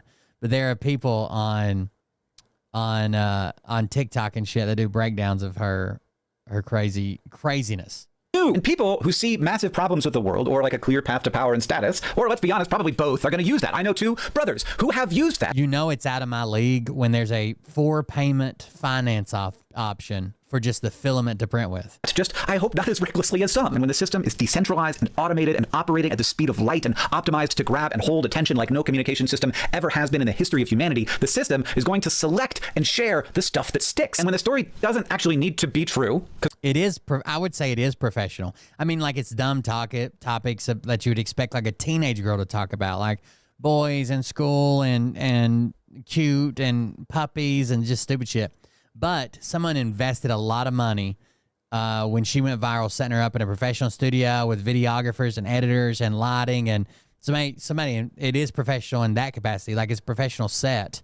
It's just the dumbest shit that I've ever heard anybody ever talk about in my life. Because why would it need to be true? Who's got the time to fact check all this stuff? One very compelling story is this. The systems are bad. I don't think they want it fact checked. These people, I can show them empirical evidence that what they're saying is not true, and they don't trust the evidence. You can prove that the evidence is true, and they don't want to believe it's true. It's not a fact. It's a belief they want to hold. And they are designed by the same way that you can't argue that God is real or not with someone who believes that way. You know what I mean? They don't want it fact checked. They just want to believe it. People who are bad to help people who don't deserve it while ignoring the people who do deserve it. That is, as far as I can tell, what's going on here, and it is the populist message generally. There is demand, a lot of demand for that kind of content. And as I have often said, on today's internet, any content that will be consumed will be created. Before the internet, and also right now, like a lot of society is built on trust. Like this is a complicated world. We can't keep all of it in our heads at the same time. Nobody is going. It makes me sad that I can't build like a big viewer base, but some of these fucking idiots can. Like, god damn. To know everything, we have to trust that there are people who understand the way that the roads work, people who understand how the voting works, people who understand how clinical trials work, and that all those people are worthy of trust because one person can't know all of those things. That is the whole thing that has allowed humans to get to where we are, is to share that labor. John, I'm editing this video, and I have realized that there are 2 things that I need to add here. The first is that we cannot just trust these things. There needs to be some checks. There needs to be somebody who's investigating and pushing back, because if you just trust, then that trust will be abused. And the way that we did that before the internet, and we still do, is with the press, an institution that has incentives to find problems, to discover ways that trust is being abused by systems. And the great thing about the press is that they have that same pressure against them. So if they make up a story to sound really inflammatory, the whole institution of that organization, whether it's like the newspaper or the TV station or whatever, that reputation can get harmed, and thus a lot of value can be destroyed by them making big mistakes. And so the press had an incentive to build systems that prevented them from betraying their audience's trust and getting things wrong, because otherwise it would be damaging not just to society, but to the institution for which they work. All of the stuff that you learn in journalism school about ethics and objectivity are all there because, 1, the press is attempting to actually provide a true value for society, and 2, because there is a lot of harm that can be done to an institution by a member of that institution getting something wrong. But now we are in a world where it is so easy to destroy trust. Oftentimes that can happen without anything that big getting done incorrectly. Just like it is easy to destroy trust in anything at this moment, it is very easy to destroy trust in the press, which has a compounding effect, especially when you add that on to the fact that the internet completely destroyed the business model of the press, that we have lost a large portion of one of the main institutions that was actually good at helping people understand their world and at identifying things when they actually go wrong. This is less the case when it's just a bunch of people, because if one person loses their credibility, that isn't that much value being destroyed, and there's always another person ready to take their space very quickly. And also, it's hard in an environment with just so much information to actually, you can make a video, and I have, about how many things Elon Musk got wrong in a single day, and that's not going to do very much harm to his... No one cares. For whatever reason, it just feels like it's a lot easier to destroy people's faith in an institution and like an organization of lots of people than in any individual person that you just might like really vibe with, even if you see them making a lot of mistakes. It's like, well, of course they make mistakes. He's just a person. He's just some guy with a podcast. Of course he's wrong about stuff all the time. That's what I like about him. He's being a human. Anyway, that was the first thing I felt like I had to include here. The second thing is that as I was editing this video, I realized that the press is named after the press. I don't know if that's just me, but I was like, whoa. And now we can go back to the video. As a refresher, because this was longer than I expected to be, we were talking about trust and how society is built on trust and how we cannot do things without trust. Okay, continue. Stories that tell people why their trust is misplaced are extremely compelling. They feel as if they could be life-saving even. And certainly feeling like you might have been duped or that everyone else is being duped but not you are powerful tools for storytelling and powerful... That is, everybody else is duped but not me and my group of friends I found online.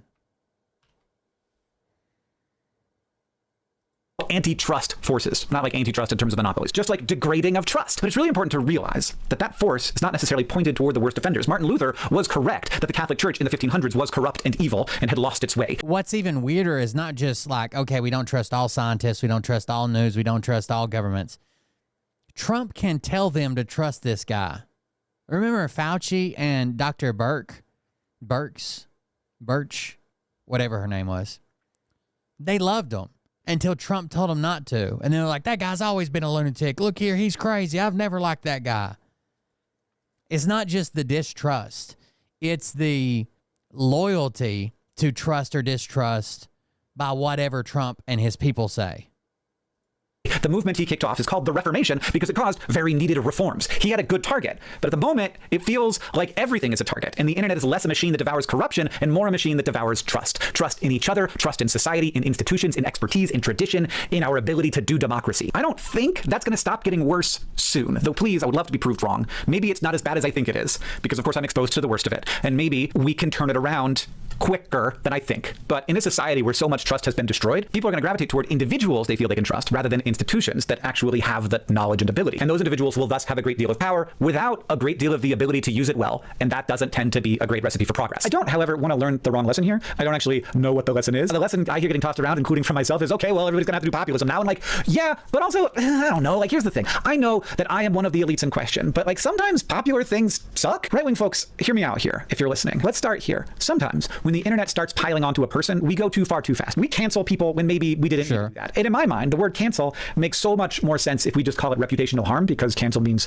so many different things. So in this case, someone's reputation gets badly damaged, and maybe that was the right thing to do, but maybe it wasn't. In the same way, I think there are two factors here when it comes to new media-induced populist attacks on expertise and institutions. First, there is how much does the expert or the institution deserve the harm to its reputation, which is not always 0 and not always 100. And second, how easy is it to do damage to the reputation? And those things have a relationship with each other, but they are not always tightly connected. Just like with a person, sometimes there's going to be an institution, like, say, whatever is making it so much harder to build new homes in blue states than red states, that I think deserves to be named and shamed. But then Yeah, so he could tell them the sky is yellow. They would believe it and argue with you. And then even if you could prove to them, take them outside and show them that the sky is blue and Trump's wrong, they would say, oh, he was talking about the sky on a planet that we haven't discovered yet. Like, what? And there's also going to be some things that I think are very easy to attack. He was talking about this light treatment that they use for people with they don't have the ability to fight off infections themselves, so they use this ultraviolet light treatment through this. No, he said, is there a way that we can inject the light or something? That yet have all available evidence suggesting they don't deserve to be canceled, like the measles vaccine or FDA regulations on raw milk. And I worry that our systems might be getting canceled, like experiencing tremendous reputational harm in a way that's going to be bad for the individual people of the country. Maybe this is a super hot take, but I hope all your raw milk has salmonella. Despite the fact that they didn't do much wrong. There's a reason why tons of institutions are suddenly almost equally under reputational attack. The CDC, the FDA, the EPA, public schools, universities, the press, social media companies, governments that want to regulate certain social media companies as long as they're owned by Elon Musk, Ukraine, Europe, NATO, the UN, cities, voting machines, chemotherapy, water fluoridation. There's a feedback cycle between creators who make stuff, the systems that recommend it, and the audiences who watch and share it. And I know this because that's my world. I spend all of my time in it. As a creator, you know what's working and what's not. You know what's going to get attention and what's paying your bills. The system tells creators what is working, and creators do that. Like, it's very hard to not just do the things that succeed. I have stayed active enough that my family, which is just me, only consumes 100% Mariah milk. Since Ollie was born, I've just kept her going. See, just like Martin Luther and his printer.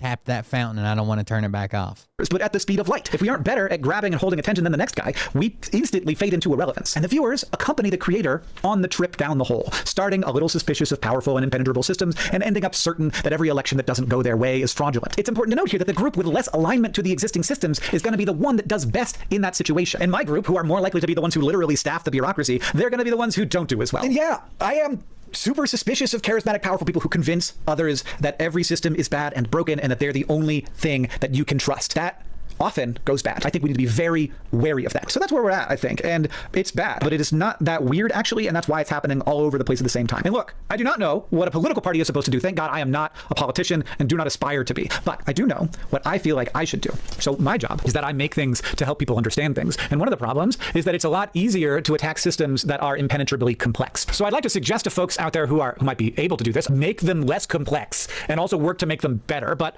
barring that, which is your work, not mine, we need to continue to develop technologies that explain things well and that help people understand the mechanisms at work in society. And ideally, we need to do that in ways that are not perceived as hyper-partisan, which hopefully... Yeah, Hank Green's really good. I like his brother too. John, is his brother John? The ship has not yet sailed on for me. And along the way, as I explain things, there are times, and there will be times, that I realize that the system is quite bad, and we need to be honest about that. Remember, there are two parts. There's how easy it is to cancel a system, and there's how much a system deserves it. And there's interplay between those two things. Sometimes a system is ripe for cancellation for bad reasons, like that people don't like needles and have a subconscious inclination to believe that having things injected into them is probably bad. And sometimes they are susceptible for good reasons, like if a college education has been increasing in price for the last 50 years to the point where it's now saddling students with a lifetime of debt, and that more than 50% of students with debt never end up with a degree, that's bad. And we should point at it, and we should say, this is bad, and we let it happen. This is our fault, and we can't just sit there and not do anything about it. I don't know if this all means that adopting populism is the right call for people who want to win elections. I'm actually not thinking about elections, though. I'm thinking, can we speedrun this? Because after the print revolution, there were 200 years of religious wars, and for 100 of them, the best-selling book after the Bible was about how to identify and burn witches. And I would just love to avoid that. Yes, just like how some populist forces identify Jews, and some identify immigrants, and some identify the wealthy elites. For a long time, it was witches, and like hundreds of thousands of them were murdered, and now we have forgotten it so much that witches are like an adorable little folksy thing in our culture. We move forward in the ways that we do, I guess. I want to leave you with one last thing about Martin Luther and the Reformation that I find fascinating and important. As he critiqued the Catholic Church and his pamphlets made money for printers, his words were translated from the German that he spoke and wrote in into other European languages. Meanwhile, the Church stuck doggedly to its policy of only ever publishing content in the properly authoritative Latin, meaning that most people were unable to read them because not only could they not read Latin, they couldn't speak Latin. It was a language purely of the elites. And I mean, like, good, because the Catholic Church had become so corrupt it deserved what was coming to it. But I feel like there's a parallel here to leaders today feeling like they have to stick to the properly authoritative news sources, but not the actually accessible Joe Rogan experiences. And that's not just a media thing. Like, it's not just a where you go and who you talk to thing. It's a, you need to be a human thing. You need to act like a human. And I need to see you less on the stage with Beyonce and more talking to people who people actually think are relevant thinkers to their situations. We need people who are good at communicating and also have an allegiance to the truth. And that's harder. It's harder because there's only one truth while there are infinite lies. As you're doing the work to try and get everything right, a grifter on Reels has run a couple of laps around you, so they have that advantage. Right. That it's easier to put out with just bullshit that's being said because by the time you research it, how far behind are you behind all the people that are just doing the bullshit, right? That are just running with a narrative. But they also have a disadvantage, which is that that's why a lot of times like well thought out research videos come out like weeks after the rumors already happened. That they are saying aren't true. And as we get better at not letting this new media cast spells on our brains, as we always eventually do, the folks with the better information do tend to win out. Eventually. The question is, how long? The space between the Reformation and the Enlightenment was not quick. It was more than 150 years. It seems important to me that our path here be a lot shorter than that. So let's focus on that. John, I'll see you on Tuesday. A bibliography for the end of this video. This video was heavily inspired by and informed by Jeff Jarvis's Gutenberg parenthesis. Very interesting, and I would suggest it to anyone. I also pulled a lot from Wrong by Donegal Goldthwait Young and Invisible Rulers by Renee DiResta. I would also suggest peripherally this was informed, as is everything I do these days, by High Conflict by Amanda Ripley. I think it's probably the most important book that anyone can read. If I could make everyone read one book, it would be this book. Similarly, How Minds Change by David McRaney. And also going back to the speech stuff, Cheap Speech by Richard Hassan. Also, I read that a while back, like 2 years ago, but I feel like a lot of that stayed in the brain. Certainly there are things in all of those books I disagree with or don't vibe with or think is sort of an overextension of the thesis, but all good works to help understand a moment if a 30-minute long video isn't enough for you. There's like 50 more hours of content just there for you if you'd like to listen to audiobooks about stuff like this. Does it make sense to do a bibliography at the end of a video? I feel like one like that, it does. All right. Goodbye. Jesus.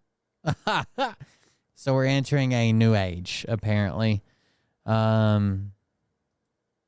of information. I always thought when we saw the internet that it would be this amazing thing where everybody had, like, there wouldn't be fucking people just being so goddamn retarded everywhere. Because you could just look stuff up. You just look stuff up. You can find good sources. Instead of asking me, hey, how does this work? Or what's this? Or what's going on there? You can just look it up and know. Or repeating the same lie you heard as a kid or someone told you. But it's just made people more retarded. Somehow. Somehow.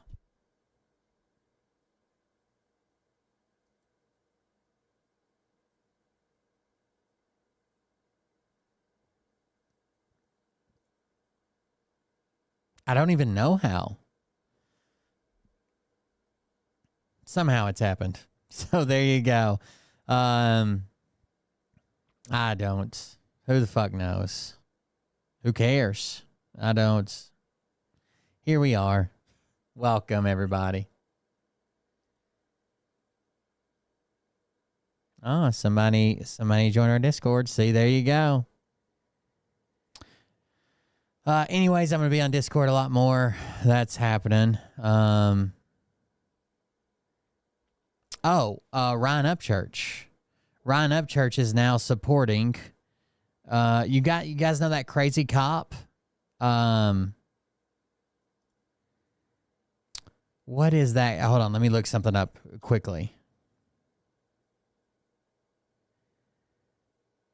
The crazy cop from Millersville, his name's Sean Taylor, who claims he was exposing all the pedophiles and blah, blah, blah. But it really turns out that he's just like not qualified for his job. He's doing investigations into people that he's not supposed to be, all that stuff. Ryan Upchurch now supports him and said, hey, Sean, he made a video, which we were getting ready to watch. I had to go through and find it. But he's like, hey, Sean Taylor, what do we need? We need to sign petitions. What do we need to do here? I know the people of Tennessee, the real working class people. Hold on, I'll find the video. You have to give me just a minute. But of course, Ryan Upchurch is supporting him. Why wouldn't Ryan Upchurch support him? I don't know if I shared the link. I told the mods about it, but I don't think I shared you guys the link, did I? No. Okay, so let me find the link quickly. Did you guys see Michigan-Ohio State fight that broke out?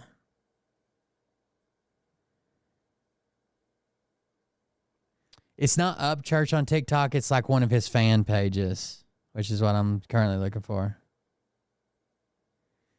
You know, they have like fan pages of people that just post shit. That's what it comes from. I saw it, I think last night after the show.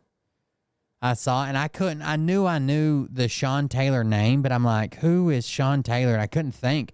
I even Googled it and it didn't bring back any results until I put Sean Taylor Nashville. And then that's what brought it up. That it's the crazy fucking cop who believes everybody's a pedophile that calls him out. And he was investigating like members of the media. He was investigating the people on his like board of mayor and alderman or whatever. Oh, here we go. So what is the name of this channel? It's just Creek Squad.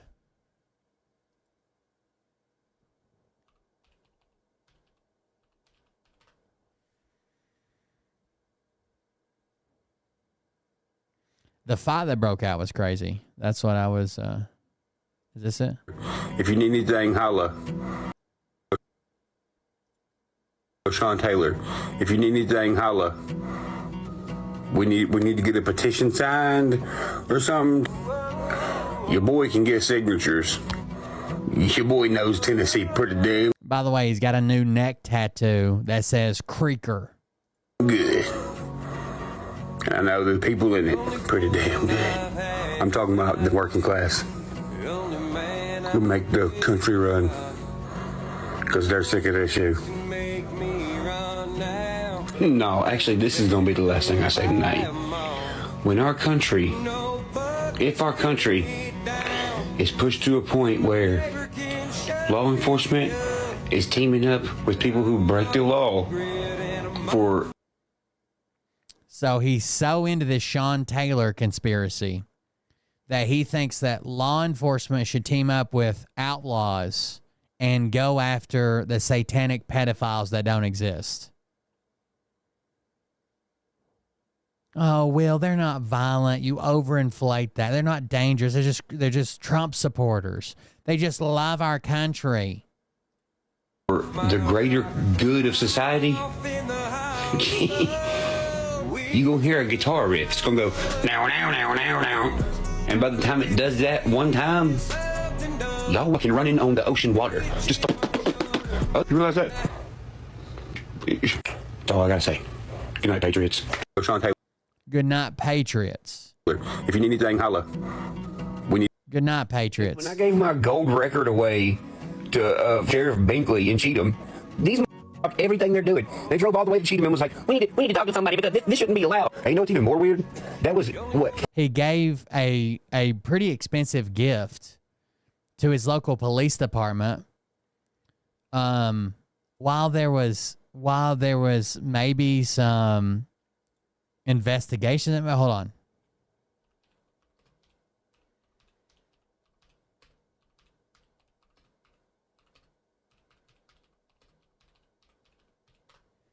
It's probably not good to give super expensive gifts to like the chief of police, right? Country musician gives award to sheriff's office the same day he's been served with a restraining order.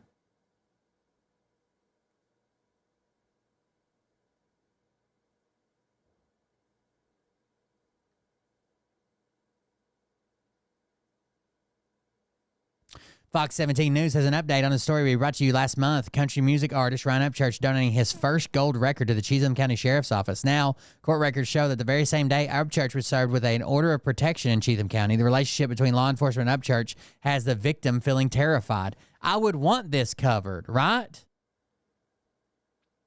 Like, imagine that you guys hear my local police are launching a drug investigation on me, right? And the same day I'm made aware of that drug investigation, I donate $400,000 to them. Like, what?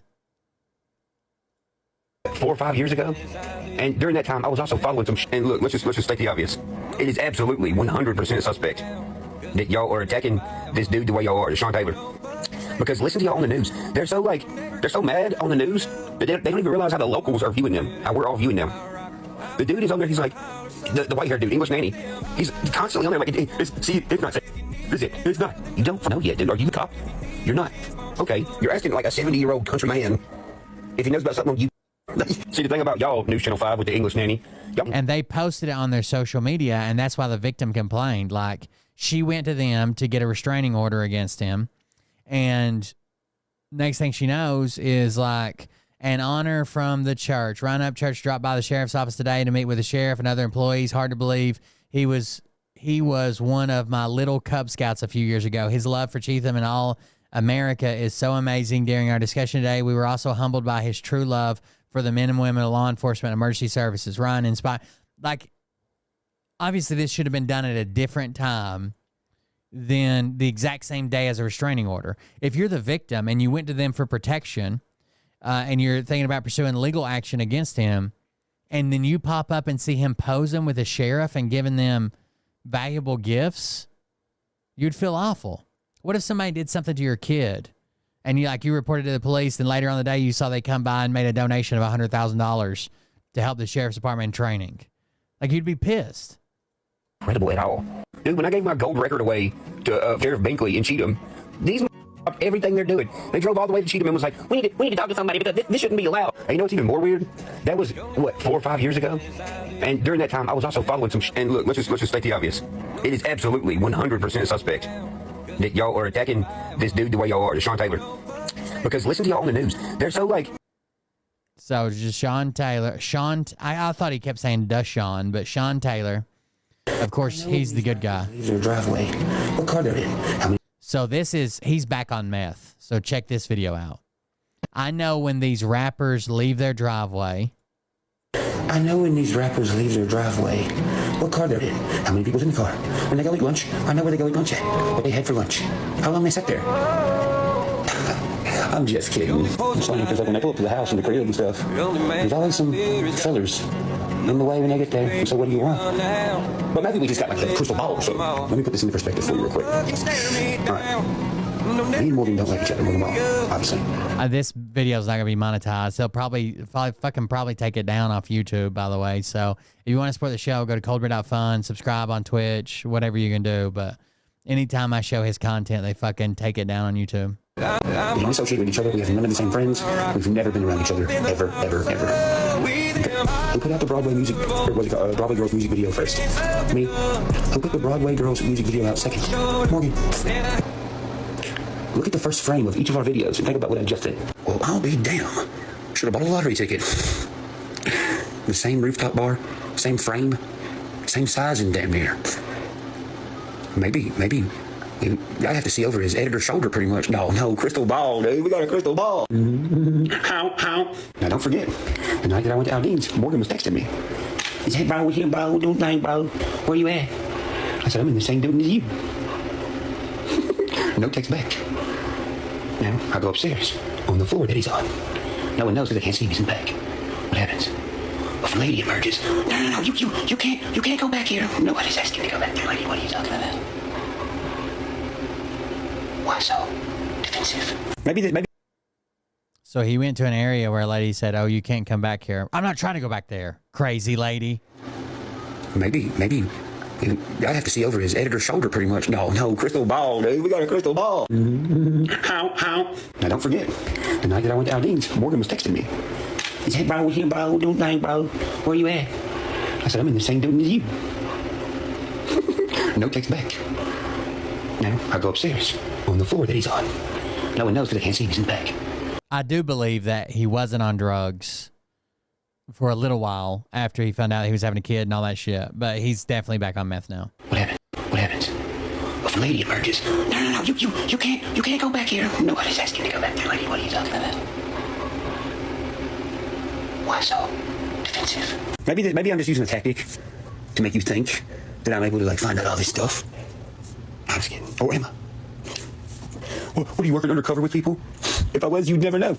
Never. I know what you're thinking. Well, they're definitely not going to associate or hang around you now if they're doing bad stuff up church. What if they were already watching who is this? He's the guy that's outing all the bad people in country music.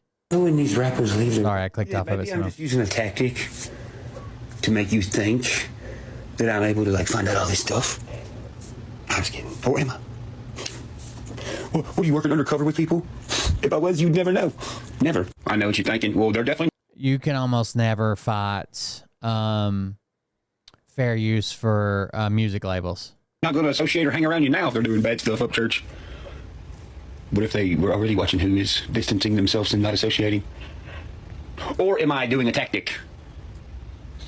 You know, it's funny that these certain rappers just come to my house in snowstorms and be like, are you doing the mind game thing? What mind game thing are you talking about? Are you okay? You need some water? Now might be doing tactics, but what if that is my character and it's just mathematics? Or is that me just getting on here to make another tactic? Good night, Patriots. I know when these rappers leave their driveway. Good night, Patriots. I was born. When's the last... He's losing his damn mind. Bro, I know Nashville better than a ton of people. Do you know why I've never opened a bar down there? Because I watched a kid die on top of Jason Aldean's roof. Yes, I did. Me and about 60 other people. Yeah, during the filming of... That's what he was talking about when he said I was at Aldean's. He wasn't at Jason Aldean's house. He was at Aldean's, the bar in Nashville. Broadway Girls, the remix. And nobody up there gave a... They didn't even clean his blood up, bro. They threw toilet paper on it. That was it. Bro, I don't want to be around that. Trying to ruin patriotism. It's funny, a lot of country singers come out saying, hey guys, I don't even like politics, but, you know, I also find it weird. You see all the legendary people like Alan Jackson and George Strait publicly come out and be like, yeah, Music City's not what it used to be, right? Notice they changed the whole view of Nashville. You see what's going on. I mean, come on, look down there. Come on, take you a gander. Well, you see, fucking ex-alcoholics, 2 days later, opens bar. Opens bar. I was born here, bro. I know Nashville better than a ton of people. Do you know why I've never opened a bar down there? Because I watched a kid die on top of Jason Aldean's roof. Yes, I did. Me and about 60 other people, yeah, during the filming of Broadway Girls, the remix. And nobody up there gave a They didn't even clean his blood up, bro. They threw toilet paper on it. I'm looking this up. I don't even know if this is true. Trying to ruin patriotism. It's funny, a lot of country singers come out saying, hey guys. I don't even like politics, but, you know. I also find it weird. You see all the legendary people like Alan Jackson and George Strait publicly come out and be like, yeah, Music City's not what it used to be, right? Notice they changed the whole view of Nashville. You see what's going on. I mean, come on, look down there. Come on, take you a gander. What do you see? Fucking. I know there was a guy that at Jason Aldean's bar that he was thrown out. This is a few years ago. So this guy was asked to leave for breaking conduct rules. The bar said they only served him 1 alcoholic beverage and 2 waters. Him and his group were asked to leave because he broke some type of rules of conduct. They were taken out. His friends went back in to get some. They escorted him out. Then his friends went back in to get some stuff, and he just kind of disappeared. And they found his wallet by the river there. And then like a few weeks later, they found him a couple miles down the river, like he fell into the river and drowned. But that doesn't have anything to do with like what Upchurch is saying, because he said they stabbed him, he was bleeding out or something, and they didn't even clean up his blood. I don't know. Yeah, I don't know about that. Whatever. Half the time he's just making shit up, so it's hard to stay up with him. Huge recession. When was the last time any of you walked in a co-op because you needed something? And don't do a photo op in front of co-op now. But look, y'all, I'm buying yam seeds. You hear that, y'all? You hear that, working class? They got the money. You don't got to do nothing. They don't want to go to work. And their work is right. And what the? They can't even pay a fucking look. Actually, I'm not even making a Justin Moore joke, but they actually can't do that. See, because that's the problem. Waylon Cash, who the fuck, Charlie Daniels. You know what? You know where they fucked up? The mainstream was doing the same shit to them. Here's where they fucked up. They didn't say nothing. They didn't do nothing about it. They sat back and they fucking just let them do it. That's what everybody calls the outlaw era. How's it the outlaw era if you don't stand up for yourself? What does that mean? That means we're actually right now we're living in the real first outlaw era. The only real deal outlaw of country music ever is David Allan Coe. And look, I'm a real understanding person, okay? And I understand from a fan standpoint. I see y'all sometimes, you're like, bro, just leave it alone. Look, you're the listener of the music, okay? I am amongst these players and we're all making the music. If I'm over here by my fucking self, minding my fucking business, hanging out with all my friends and shit, doing regular fucking people shit like y'all do all the time, you ever see me trying to act special or fucking spiffy or stuck up or better or something like that? Yeah, imagine if he had a real job where he couldn't take a bump of his fucking meth every 4 hours. You don't. I'm my own business. I do what I'm supposed to do. I take care of my family. I go to fucking work. I take care of my animals. Look, man, when you are born in Nashville, Tennessee, and you are lucky enough to be raised right and you're blessed. I don't know why he thinks he's better because he was born in Nashville. Like, Nashville's the home of country music. Lots of people travel there, become famous. Like, some of the most famous artists are not from Nashville. With becoming a country singer, and then you choose the path of independent, and you actually make it so fucking far, we've made it so far that the entire system down there, the CMAs, everybody, they target my shit, the shit we created, they target it for ads, bro. They have to. Dude, I'm being serious. We created such a huge puzzle piece to a time where music did a weird thing. I know a lot of people don't see it yet because, you know, not everybody studies the music industry and watches all these documentaries and stuff. But look, this is not just about me, though. I do think that's one thing that you can't take away from him. He made it on his own. They gave him a record deal. He told him to fuck off. He was going to do it on his own. Sony came to him and offered him a ton of money. He said no. And he monetized his fan base very well. He went from making like joke skit videos to his music, and people told him he was stupid because it was like country rap. But you can't take that away from him. But he should not comment on social issues. He should not comment on political issues. He shouldn't be in all these fucking beefs just to sell more records. About everybody like us. I like everybody knowing who the fuck I am and why I'm doing what I'm doing. Especially if they're busting their ass all day and they're choosing to support me and my music, whatever it is, and buy my music and spend their hard-earned money on my music. Transparency, loyalty. Yeah. I hope y'all have a good rest of y'all day. Thanks for everything y'all do for me and have done for me. I really appreciate it. When was the last time any of you walked in a co-op? He's wild, dude. He's a wild guy. I want to see this. It was just suggested to me. Let's see it. Trump becomes president, right? You guys do know that there's going to be a huge recession when Donald Trump becomes president, right? Uh-oh, someone on the MAGA side has finally figured out what a tariff is. It's not because of Donald Trump. It's not because of his policies. He hasn't been running the country the last 4 years. So Okay. if you think that how the country has been run for the last 4 years dictates and correlates how the economy is going to perform under the next 4 years, you'd be correct. To support that example, I would like to point to Donald Trump's first term as president. Everyone is in general agreement that the economy was great, unemployment was down, wages were growing, everything was good, right? And to that I would ask you, what pieces of legislation did Donald Trump champion and or sign that did those things for the economy? Which pieces of legislation brought the inflation rate down? Which pieces of legislation brought unemployment down? The reason why nobody tends to be able to answer those questions is because they're negating the reality of a trend line. Donald Trump was riding the economic coattails of Barack Obama's economic recovery that started 10 years earlier. Watch. Let's take, for example, the unemployment rate, okay? This is from the Bureau of Labor Statistics. This is October in 2008, right? We all remember that recession. Obama gets elected in November of 2008, and unemployment's rising. He's implementing his policies and doing the thing. And then, right about there, we start feeling the benefit of his policies. And then that trend is coming down year after year after year after year after year after year after year. That's called a trend line. A good bet would be that, barring any sort of cataclysmic event from happening right around here, we would expect this trend line to maintain its course, right? Also, we could point to policy that had a significant impact if that trend line drastically fell or drastically rose or something like that. So let's see when Donald Trump took office in 2016. No, the trend just kind of continued. He just kind of continued because he didn't pass any policy to affect the unemployment rate in this particular graph. It was trending down. He was riding the economic coattails of Barack Obama. Flash forward to present day, all economic metrics are pointing to not a recession in our future. The only thing that's different is Donald Trump is coming into the White House again. He's also announced tariffs that he wants to implement. He's also announced that he wants to deport 45% of the agricultural workforce in this country. Ooh. Not to mention, I think it's something like 17%. A hard sell. Industry in this country. So all economic forecasts, let's call them, are pointing to not a bright outlook if Donald Trump implements all of the levers and buttons he wants to activate that would affect the economy. That's why this creator, along with others I've seen here on TikTok, is trying to prep their base for the almost certain recession that Donald Trump will bring with him into the presidency, because Donald Trump is going to be the cataclysmic event that changes that trend line. It's because the Democrats have been printing money, getting in debt, careless spending, giving out money to Ukraine, all these other countries. That's also a popular one when they say that we've been printing billions of dollars in cash and sending them to Ukraine. That's not how it works. Yes, we send them cash, but that's only about a third of the total aid package that we've sent to Ukraine. Most of the billions of dollars, what people tend to be talking about, is what the equipment that we have sent them is valued at, right? Ammunition, And those are jobs for U.S. citizens that are remaking those. weapons, missiles, whole bunch of stuff like that. Not to mention, tons of this stuff expires. That's why we end up shooting it up at the range. People would say, why would you shoot a fucking $3 million missile? Well, it expires. And if we can't trust it, it's better to get some training with it rather than just destroy it. And if we can send it to an ally and they actually can use it, more power to them.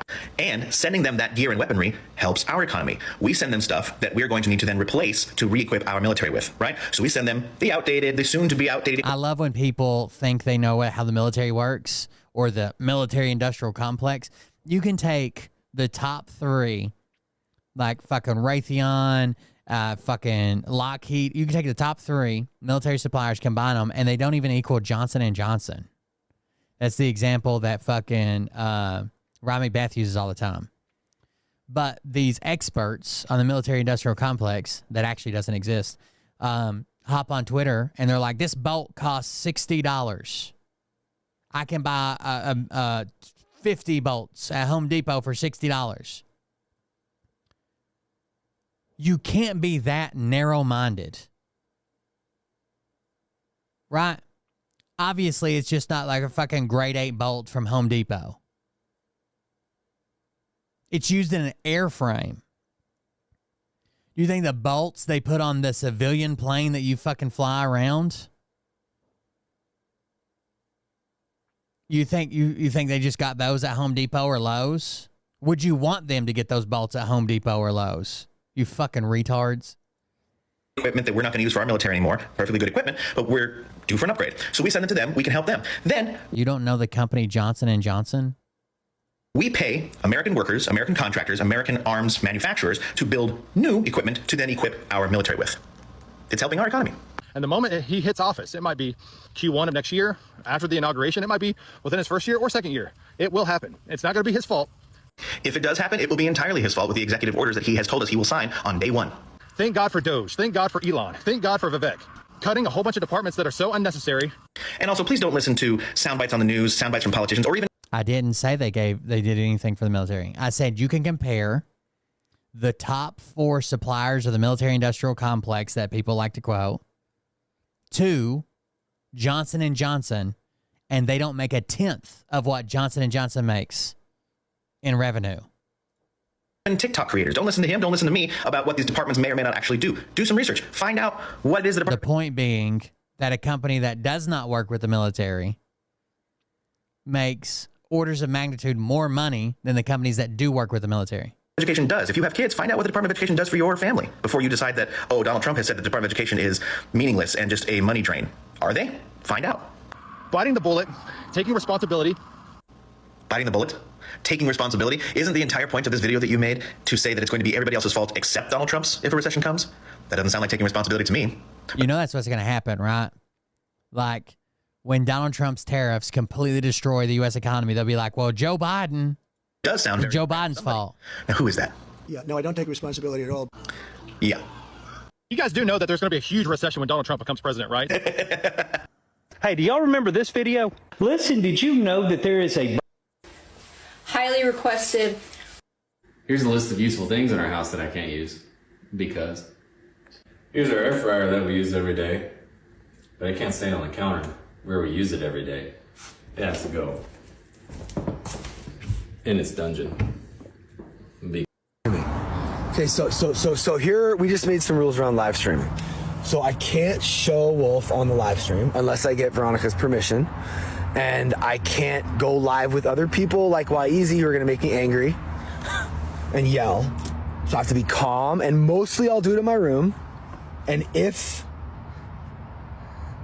You break the boundaries, then you get a month suspension, no live streaming at home. What the fuck? But yeah, I think it's... How would you respond to this? Because I've been kind of struggling to know what to say. I'll explain why, but you're welcome doesn't really seem appropriate, and the old Chick-fil-A my pleasure seems even worse. So for context, I shared this. It's a song that... Oh, have you guys seen this song?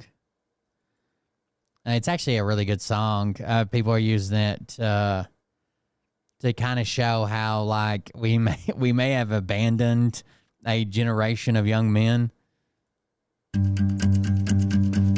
We did a bad job with you boys. We did a real bad job raising you boys out from the heart. Pours a voice and I heard the words, your body, my choice. We did a bad job making men, you're playing cowboys, pretending there's a big, big swing between your thighs, and you can have your way and keep standing upright. You got a new thing coming, ain't no use in running, 'cause the schoolhouse is open, and I'm gonna learn you what you ought to know.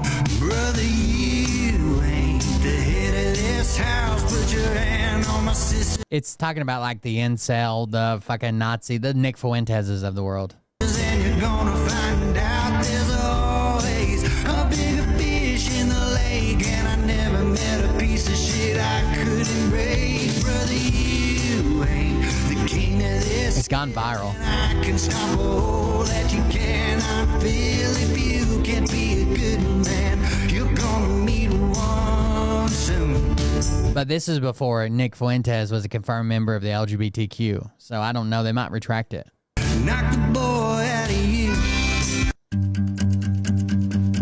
We did a bad. It's a decent song. The guy's name is Joel Adam Russell. Joel Adam Russell. And he wrote it after the Nick Fuentes Your Body, My Choice song came out. I think there's a couple videos. My choice. There's a bunch of idiots doing it now. Cry about it. Oh, so you're a rebel son, walking tall like a real Top Gun. Gotta keep Miss America under your thumb, so you can be looked up to by someone. You wanna go back to the way it were, talking back devils. Let them burn from the painted toes to the pretty little lies. Well, now you hold that match round someone your size, and there's a new day rising, and that hot sun is shining. Ain't a shadow to hide it, and I can see just how small you are. Brother, you ain't the head of this house. Put your hand on my sisters and you're gonna find find out there's always a bigger fish in the lake. Anyways, that's the song. A piece of shit He does have a decent voice. I think it might be a little bit on the nose for something that I would listen to, but it's definitely viral. 500,000 views here. That one only has 13,000, but I've seen a bunch of people using it. Here it is with actual Nick Fuentes. Control your own bodies. We did a bad job. You will never control your own bodies. We did a bad job. You boy. I think it taps into a lot of people that have like the rage, and even like sexual assault survivors and shit have been like sharing it and coming up with it and whatever. So there you go. You can check him out if you're interested. Joel Adam Russell. It's not my type of music, but I guess it's got a decent message. I don't hardly ever listen to music anymore. I can't even tell you the last time I turned on a fucking radio, even in a car. I almost always listen to like podcasts or audiobooks. So there you go. I got some parts coming for my one wheel. I'm going to turn it into, so right now my one wheel is made by a company called Future Motion, and they actually own the trademark on one wheel, right? And I have to use their app, and I can't see all the diagnostics. I can't see battery health. It's really weird. They're doing some really shady practices where they like limit if you can repair it or not. Right, they're really bad for right to repair. You have to like you can't change the battery out because it's got to be one of their batteries as a sync up to like their module, blah blah blah. And they're doing it in the name of safety because they say it's a dangerous device. People have actually died on them and been hurt on them. But yeah, look how dangerous your car is, right? And you can still put aftermarket parts on your car without fucking and you shouldn't have to. You have to fight, but it shouldn't void the warranty for most of the parts. If you wanted to change the battery out or you wanted different wheels and tires, right? So they do it in the name of safety, but it's not really there. So I've got basically parts to make it open source, which is VESC, VESC. So I got some parts doing that, and I'm pretty excited to put it back together. I'll probably make some content around it and testing it out. I don't have like a scientific way to test like, oh, it's getting this many Newton meters. I don't have a one-wheel dyno, but there are some hills around here that I want to try it out on. It's supposed to be better at hill climbing. It's supposed to be safer. You can see more of the battery issues because charging large lithium batteries like that are actually very dangerous. Like they can burst into flames and shit. I have to be like really careful with like my FPV batteries for my drone. And I don't know. I've been kind of in this rut that I think I want to make some stuff. I want to do some stuff and I want to make content around it. So we'll still cover politics and do streams and get back to our Patreon stuff. But I actually want to build some stuff and make some stuff and get back on that. It seems like every time I start moving in that direction, something goes all to shit, right? Like if we're, like I was trying to move there before my parents passed away, and then they both ended up passing away. And then I was trying to move there before the flood happened. And now I've just been in this rut I feel like I can't get out of. So I think that's what I want to move content towards. I think I'd be more satisfied. I think I'd be happier about it. So we'll see. Stay tuned in if you want to see it. It's 1:30 in the morning here, guys. I'm out for the night. Thank you all for joining and hanging out with me, being here tonight. If you want to support the show, you can do that at coldbeer.fund, where all the links are to support the show. I appreciate it. I'm going to be in here earlier coming up just because the temperatures are changing so drastically. I need to get here earlier. I got this little electric heater running fucking wide open, and I can't get it above 60 degrees. So I need to at least get it here and start warming up. I turn it off when I'm not here. I need to start warming up the office. I need to get in bed earlier. Still got a lot of work to do at the campground, but I'll try working around that and making content. I like politics and stuff, but I also like to build stuff, make stuff, tweak stuff, 3D print stuff. So that'll probably be the majority of the two things. We'll talk about politics, social issues. We may do it while we're working on shit. If you're not interested in what I'm working on, we can still talk about whatever topic you want to while I work on the desk here, and we'll get a top-down cam that shows what I'm doing with my hands. So thank you guys for joining us. Thanks for being here. I appreciate it. We'll see you about the next one. Have a good night. Love you. See you. Bye.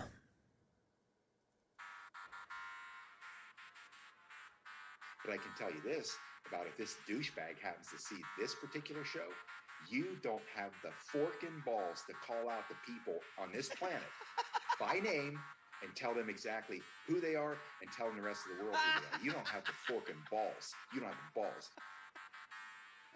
Okay, Scott. You guys got to bear with me. I'm a recovering Trump supporter, so it's going to take some time.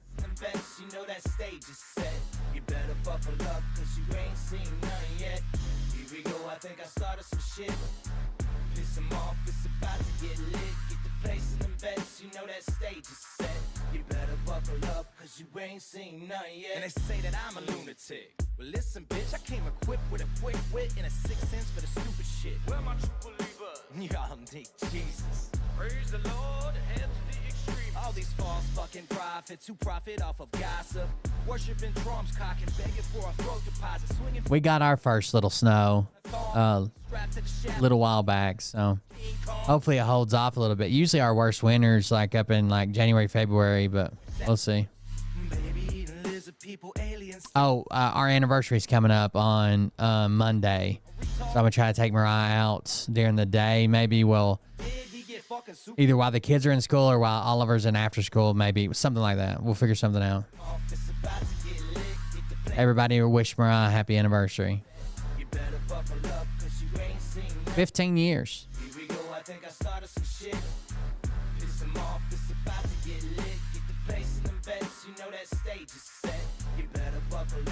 You ain't seen none yet. I used to find clues too when I was high on shrooms. I found myself a tunnel that led to Jason Q's bedroom. Open his closet, I found some of his meat rockets. I strapped it to my shoes and then I flew through the roof. I found myself in orbit strapped to an F-16. High on amphetamine with Trump in between. Put on a light coat of baby oil and saluted the troops. He tapped me on the shoulder and said, "This is gonna be it." Whoa, wait. Stop. What? I'll get my files. Wait, what are you doing? Stop. Fucking stop. Dude, come on. Seriously. My mom's an alcoholic. Give me a... Oh, my God. Damn it. Here we go. I think I started some shit. It's the office about to get lit. Get the place in the best. You know that stage is... Good night, guys.